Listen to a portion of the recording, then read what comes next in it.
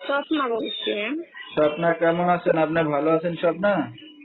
জি আলহামদুলিল্লাহ ভালো আছি, আপনি ভালো আছেন? মাশাআল্লাহ, অনেক ভালো আছি। স্বপ্না কোথা থেকে বলতেছেন? আপনার দেশের বাড়ি কোথায় স্বপ্না?